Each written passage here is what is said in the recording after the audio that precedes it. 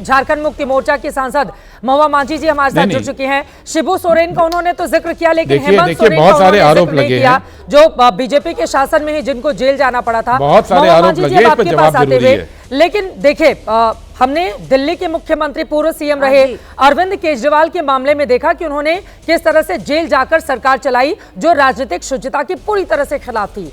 लेकिन हेमंत सोरेन की बात करें, उन्होंने जेल जाने के पहले इस्तीफा दिया, जेल से जब वो बाहर आए उसके बाद फिर वो मुख्यमंत्री पद की शपथ लेते हैं, बाद में चुनाव में जाते हैं और जनता उनको जीतकर फिर से भेजती है और मुख्यमंत्री बनाती है।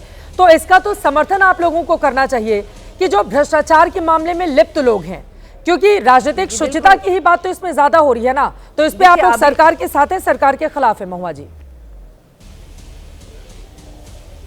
देखिए, अभी जो नया बिल आने वाला है, जो अमेंडमेंट भी होने वाले हैं, उसको लेकर आज राज्यसभा में तमाम बड़े और सीनियर सांसद, जूनियर सांसद, सारे लोग परेशान थे। सभी लोग कह रहे थे ये 30 दिन के अंदर जो सजा वाले प्रावधान पे पद छोड़ना पड़ेगा, इस तरह का जो बिल आ रहा है, ये तो एक तरह से देखा जाए कि लोकतंत्र की हत्या हो जाएगी। आपने देखा कि हमारे माननीय मुख्यमंत्री हेमंत सोरेन जी को ईडी ने किस तरह से परेशान किया, 5 महीने तक उनको जेल में रखा, उन्हें मजबूरन रिजाइन करना पड़ा। वो जनता द्वारा चुने गए एक लोकप्रिय मुख्यमंत्री हैं और उनको रिजाइन करना पड़ा ईडी के कारण। फिर वो जेल में रहे 5 महीने तक। फिर माननीय सुप्रीम कोर्ट की तरफ से ये जब कहा गया कि उनके खिलाफ अभी तक 5 महीने में ईडी ने कोई सबूत नहीं दिया, तब जाकर वो बाहर आए, फिर मुख्यमंत्री बने और आपने देखा कि किस तरह से पूरा देश उनके साथ है। तो ऐसे में सब लोग डर रहे हैं कि अभी कानून को किस तरह से हाथ में लिया जा रहा है, किस तरह से जो सरकारी जो संस्थान हैं जैसे ईडी, सीबीआई वगैरह वगैरह का इस्तेमाल हो रहा है, गलत तरीके से हो रहा है। इलेक्टोरल बॉन्ड जब सामने आया, उस समय भी लोगों ने देखा कि किस तरह से किन्होंने कितना पैसा दिया उस वोट के लिए या जो भी हो। इस पूरे मामले में 30 दिन की गिरफ्तारी पर पीएम सीएम की कुर्सी जाएगी, केंद्रीय मंत्री राज्यों के मंत्रियों को भी पद छोड़ना पड़ेगा। मेरा ये सवाल है, ऐसा गिरफ्तारी के पहले लालू प्रसाद यादव के मामले में भी हमने देखा, ये अलग बात है कि उन्होंने राबड़ी देवी को मुख्यमंत्री बना दिया था। आपकी भी मामले में हमने देखा कि आपकी हेमंत सोरेन जब जाते हैं तो उसके बाद वो किसी और को सीएम बनाकर जाते हैं। तो ये तो राजनीतिक शुचिता का हवाला देकर खुद ही नेता करते हैं ना, हाँ खुद ही करते हैं ना राजनेता। तो अब वो नैतिकता खत्म हो रही है और उसी राजनीतिक शुद्धता को वापस लाने के लिए बीजेपी की ओर से ये कदम बढ़ाया जा रहा है।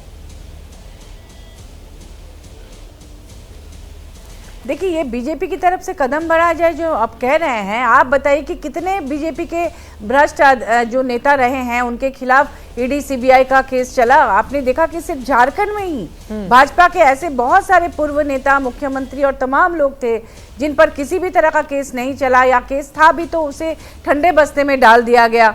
और जो अपोजिशन में थे, जो हम लोगों के साथ थे, उन्हें किस तरह से तंग किया गया। छोटी छोटी बात पे उन पर ईडी सीबीआई ने कितने हमले किए, कितने लोगों को जेल भेजा। और इसीलिए वो परेशान है। यहाँ पर जितने सांसद हैं उनका कहना है कि इसका पॉलिटिकल मिसयूज होगा। और अब बिहार का चुनाव है, इसके ठीक पहले इस तरह से आना और अचानक आना, कल तक किसी को पता नहीं था कि इस तरह से किया जाएगा, अचानक से हमें पता चलता है। तो सब लोग बहुत परेशान हैं और इसका बहुत ज़्यादा विरोध होगा। ऐसी तैयारी हो रही है कि किसी भी तरह से ये मान्य नहीं होगा विपक्ष के द्वारा। केसी त्यागी जी हाथ उठा रहे हैं। आपने बिहार का जिक्र किया कि बिहार में चुनाव है, उसके ठीक पहले इस तरह का बिल लेकर आया गया है। मैं सपा साहब मैं तुरंत आ रही हूँ, एक बार केसी त्यागी जी की टिप्पणी लेकर उसके बाद मैं फौरन आप ही के पास आऊंगी। केसी त्यागी जी, उन्होंने बिहार का उदाहरण दिया है और हमने देखा है, चाहे रेलवे में नौकरी के बदले जमीन का मामला हो या तमाम दूसरे मामले हो, उसमें विरोधी दल के नेताओं के ऊपर शिकंजा तो है ही। तो वो कह रही है कि बिहार में चुनाव है, इस वजह से ये बिल लाया गया है जानबूझकर अचानक से।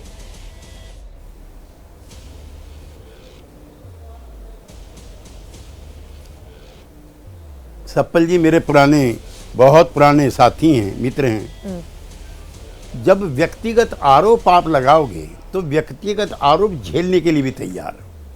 केसी वेणुगोपाल जी आपके प्रधान महासचिव हैं, उनका आरोप है आज कि ये नीतीश कुमार और चंद्रबाबू नायडू को ब्लैकमेल करने के लिए बिल लाया गया। और मेरे पे इतनी लंबी फहरिस्त है कांग्रेस के भ्रष्ट नेताओं की, जो कांग्रेस के शासक, जिसका जिक्र भी मेरे मित्र सुधांशु जी ने किया था, तब ना मोदी जी थे, तब ना अटल जी थे, तब ना कोई और था। तब तो आप ही के प्रधानमंत्री थे और आप के ही मंत्री जेल जा रहे थे। किस किस के नाम गिनवाऊं? और जो नीतीश कुमार जी का आप जिक्र कर रहे हैं, मैं फिर आपसे कहना चाहता हूं, अगर नीतीश कुमार भ्रष्ट है तो देश में एक भी नेता ईमानदार नहीं है। बहुत घमंड के साथ में कह रहा हूं। जयप्रकाश जी के आंदोलन में चरण सिंह कर्पूरी ठाकुर के पद चिन्हों पर चल करके उसका अपना मकान नहीं है, जो 22 साल से मुख्यमंत्री है। क्या बात करते हैं? आपके तो सभासद भी कोठियों में रह रहे हैं। 10-20 के नाम में गिनवाऊं आपको? तो आरोप लगाने से पहले सप्पल जी, मैं व्यक्तिगत नहीं होता हूं और अब भी नहीं होना चाहता। और अब भी मेरा ये कहना है कि जेपीसी में आएगा, आपकी पार्टी के नेता साथी रहेंगे, महुआ जी की पार्टी के नेता साथी रहेंगे। इसको और कॉम्प्रिहेंसिव और व्यापक और फ्लेक्सिबल बनाने का प्रयास किया जाना चाहिए। लेकिन आप भी गांधी की पार्टी के और मैं भी, गांधी जी ने कहा था कि राजनीति में भ्रष्ट आचरण राष्ट्र के नैतिक पतन का संकेत है। मैं कोट कर रहा हूं गांधी जी को दोबारा, जब लोग अपने नेताओं से उच्च नैतिक मानकों की मांग करें, ये गांधी जी कह रहे हैं, और नेताओं की जवाबदेही तय करने के लिए एक महत्वपूर्ण कदम ये बिल हो सकता है। अच्छा, अब आपका एप्रीहेंशन वही है कि इसका दुरुपयोग होगा। भाई इसको जो है मिलजुल करके तय करो। इस पर बीजेपी को, एनडीए को भी रिजिड नहीं होना चाहिए, इसमें आपको भी रिजिड नहीं होना चाहिए। लेकिन राजनीति में शुचिता अगर नहीं होगी तो देश जो है और दुनिया, ये साउथ कोरिया और इस तरह के जो मुल्क हैं उसके जैसा बन जाएगा। हम क्यों बचे हुए हैं? हमें गांधी मिला था, हमें जिन्ना नहीं मिला था, हमें और लोग नहीं मिले थे। गांधी अपने कार्यकर्ताओं को शराब पीने से मना करता था, मितव्ययता से मना करता था, शादियों में खर्चा करने से मना करता था। इसलिए गांधी की विरासत की जो पॉलिटिक्स रही उसमें शुचिता रही। अब आप विरोध के नाम पर विरोध करो सप्पल जी, ये ठीक नहीं। और प्लीज वेणुगोपाल जी से मैं भी कह रहा हूं और आप भी कह दीजिए, नीतीश कुमार का नाम ना ले, वरना बहुत बड़ा पंडारा बॉक्स खुलेगा। ठीक है, गुरदीप सप्पल जी आप जवाब दीजिए। उन्होंने लंबी फहरिस्त गिना दी है और इसके पहले कांग्रेस पार्टी के शासन में जब आप ही के सहयोगी दल के तमाम चेहरे जो जेल गए थे, सुधांशु जी ने जिसका जिक्र किया था, उसके बारे में भी जवाब गुरदीप साहब। जी बिल्कुल, देखिए सुधांशु जी की बातें अगर बेतुकी नहीं होती तो बड़ी मज़ेदार होती। वो ये कहना चाह रहे हैं कि ईडी में जो आधे % से कम कन्विक्शन हो रहा है वो आईपीसी को भारत न्याय संहिता में चेंज करने भर से ठीक हो जाएगा। नाम बदल दिया, अब कन्विक्शन रेट बढ़ जाएगा। सुधांशु जी, आपकी 11 साल की सरकार हो गई है, 30% जजेस के पद खाली हैं, 30%। इन्वेस्टिगेटिव एजेंसीज़ को जिस तरह से मिसयूज़ किया गया है, उनको केवल यूज़ किया जाता है आरोप लगाने के लिए, और आरोप सिद्ध नहीं होते हैं, इसलिए केवल 0.4% ईडी का कन्विक्शन रेट है। ये नाम बदलने से ठीक नहीं होगा। नाम बदलने से ठीक है, आप हेडलाइन क्रिएट कर सकते हैं। दूसरी बात, अभी आपने बोला यूपीए के टाइम पे फलाने जेल गए, बिल्कुल गए, क्योंकि यूपीए के टाइम पे जीरो टॉलरेंस होता था, जिसको आप लोगों ने बदनाम किया उस वक्त। आप लोगों ने जो झूठे केसेस चलाने की बात की, अब आपकी सरकार थी तो 2G में सब बरी हो गए, आपकी सरकार थी कोल में सब बरी हो गए। लेकिन यूपीए के टाइम पे जब भी कोई पब्लिक डोमेन में कोई आरोप आता था तो आपके मंत्री राजनाथ सिंह जी की तरह कोई ये बयान नहीं देता था कि हमारे यहाँ कोई इस्तीफा नहीं देता। बीजेपी के लोग जो कहते हैं कि हमारे यहाँ कोई जांच नहीं होती, ये यूपीए के टाइम पे नहीं होता था। यही लोकतंत्र होता है कि अगर आरोप आए तो आरोप की जांच हो। आपकी तरह नहीं कि आरोप लगाए, बदनाम किया और अब जेल में डाला और उसके बाद चुनी हुई सरकार को बर्खास्त करने का मौका ढूंढ लिया। ये नहीं होता था। और त्यागी जी को मुझे पता नहीं कौन सी बात व्यक्तिगत लगी त्यागी जी, लेकिन अब आपने इतनी बात बोल दी तो मैं आपके माध्यम से ये भी बता दूं, पहली बात कि क्या आप इस बिल का सपोर्ट करेंगे इसी तरह से जिस तरह से पेश हुआ है? मुझे तो नहीं लगता कि आपकी मंशा ऐसी को नज़र आ रही है। और दूसरी बात, नीतीश कुमार जी के पास एक घर भले ही ना हो, लेकिन अभी सीएजी रिपोर्ट उनके पास है जिसमें 70,000 करोड़ का घपला है। यूटिलाइजेशन कहाँ हुआ ये पता ही नहीं है उनकी सरकार में। सीएजी कहती है ये पैसा कहाँ इस्तेमाल हुआ, कोई जानकारी नहीं है। तो ये 70,000 करोड़ का सीएजी की रिपोर्ट है। अगर वो करप्शन नहीं है तो मुझे लगता है कि हम पिक एंड चूज करते हैं, कहीं पे वही मुद्दा बनाते हैं और कहीं पे पाक साफ चिट्ठी दे देते हैं। और ये बात सच है। मैं नीतीश कुमार जी को छोड़ देता हूँ, क्या गारंटी है कि जिस तरह से 50 दिन नायडू साहब को एक केस में जेल में व्यतीत करने पड़े, चंद्रबाबू नायडू साहब को। जिस दिन मोदी जी का उनके साथ केमिस्ट्री बिगड़ी, उस दिन केस रिवाइव नहीं हो जाएगा और उस केस के मार्फत 30 दिन की जेल करनी है, चंद्रबाबू नायडू को इस्तीफा हो जाएगा। किसने भेजा था? कोई भी वजह हो, नहीं वजह बता कोई दीजिए ना। वजह कोई भी हो, तो सवाल यह है नहीं कि हो क्या सकता ना, सर, किसने भेजने भेजा था? भर से हाँ।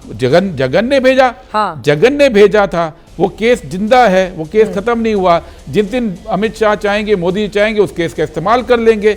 यही तो मैं कह रहा हूं, केस होने भर से या किसी को जेल जाने से चुनी हुई सरकार, चुने हुए मुख्यमंत्री को अगर आप बर्खास्त करने की बात कर रहे हैं तो ये गैर लोकतांत्रिक है। ठीक है, ये इसका मैं बात जवाब ले समझनी लेती हूँ, पड़ेगी बिल्कुल कि सुधांशु गैर जी से। लोकतांत्रिक चीज होती है। हाँ, गैर लोकतांत्रिक और इसी पर त्रिवेदी राहुल जी ने गांधी का एक बड़ा बात मेरी बयान और दिया मान है। ली, ठीक है, आप अपनी एक बात बात पूरी और कर मान लें। ली। हाँ, बोलिए, एक बोलिए, मिनट, बोलिए। एक मेरी उन्होंने बात मान ली कि आज से त्रिवेदी जी, इंदिरा जी के कार के इस्तेमाल को करप्शन मानना बंद कर दीजिए। सिक्योरिटी के नाम पे ही सही, आज की तारीख में हजारों गुना खर्चा होता है प्राइम मिनिस्टर्स का, लीगलाइज्ड होता है। आप लेकिन पुरानी बात को लेके बदनाम पब्लिक में ऐसे करते हैं, पता नहीं कौन सा भ्रष्टाचार हुआ। भ्रष्टाचार वो नहीं होता है, भ्रष्टाचार तो है जो आपके यहाँ सीजी रिपोर्ट से दिखा रखा है। ठीक है, आपने आंध्र का उदाहरण दिया, वहां पर दो जो क्षेत्रीय पार्टियां थे उनके बीच भी इस तरह की टसल देखी गई, लेकिन केसी त्यागी जी उन्होंने 70,000 करोड़ के घोटाले के कुछ आरोप लगाए हैं। कर तो कोई भी सकता है। त्यागी जी, बिल्कुल सही बात है। केसी त्यागी जी, फिर सुधांशु जी बोलेंगे। त्यागी साहब। मैं सुधांशु जी, आप उस समय आपकी उम्र कम रही होगी। 71 का जो चुनाव था, राजनारायण वर्सेस इंदिरा गांधी, उसमें मैं कार्यकर्ता के रूप में था और मैं अपने मित्र सप्पल जी को बताना चाहता हूं कि एक नहीं 10 आरोप लगे थे मिसेस गांधी पे, जिसमें सरकारी साधनों और कर्मचारी का चुनाव प्रचार में प्रयोग करना। यशपाल कपूर उनके सेक्रेटरी भी थे और उनके चुनाव के एजेंट भी थे जी। आजाद हिंदुस्तान में कभी किसी नेता ने गलती नहीं करी। सरकारी वाहनों, रेल, हवाई यात्रा का निजी चुनाव लाभ के लिए उपयोग करना, सरकारी विज्ञापनों और योजनाओं का प्रचारात्मक लाभ उठाना, धन और सत्ता का गलत उपयोग, राजकीय कोष और सरकारी निधियों का चुनाव लाभ के लिए दुरुपयोग, बड़े पैमाने पर राजनीतिक धन और जिसमें शराब बांटना भी शामिल था, वो मैं इसमें लिखा हुआ वो मैं कहना नहीं चाहता था, अनियमित वित्तीय लेन देन का आरोप, सरकारी योजनाओं में वितरण में पक्षपात, डीएम एसएसपी के पद का दुरुपयोग और रक्षा के वाहनों का दुरुपयोग। इसको इलाहाबाद हाई कोर्ट के माननीय जस्टिस जगमोहन लाल सिन्हा ने फैसला दिया था और उनको 6 साल के लिए डिबार भी किया था। और शाम को जब हम इस्तीफा मांगने गए 12 जून 1975 को, यूथ कांग्रेस के कार्यकर्ताओं ने हमारी पिटाई की और जगमोहन लाल सिन्हा मुर्दाबाद के नारे लगा रहे थे। अब मैं सुधांशु जी के पास जाऊंगी, सप्पा साहब, उसके बाद आप जवाब दीजिएगा। इसका जवाब दे दूं मैं? अब 2 लाइन में बोल दीजिए, फिर सुधांशु जी के पास जाऊंगी। इसका राहुल जवाब मैं गांधी दे का एक सकता बड़ा हूं। बयान आ रहा है, 2 लाइन में आप जवाब दीजिए, फिर मैं सुधांशु जी से देखिए, जितनी टिप्पणी लूंगी लिस्ट राहुल के बयान पर। हाँ, बोलिए। हाँ, जितनी लिस्ट त्यागी जी ने आज गिनाई है ना, त्यागी जी वो सारे के सारे मोदी जी पे लागू हो रहे हैं आज। और ये चार्जशीट थी, अपहेल्ड नहीं हुई थी। जो सजा सुनाई गई थी वो केवल यशपाल कपूर उनके मंच पे थे और कार का दुरुपयोग था, ये आप भी जानते हैं।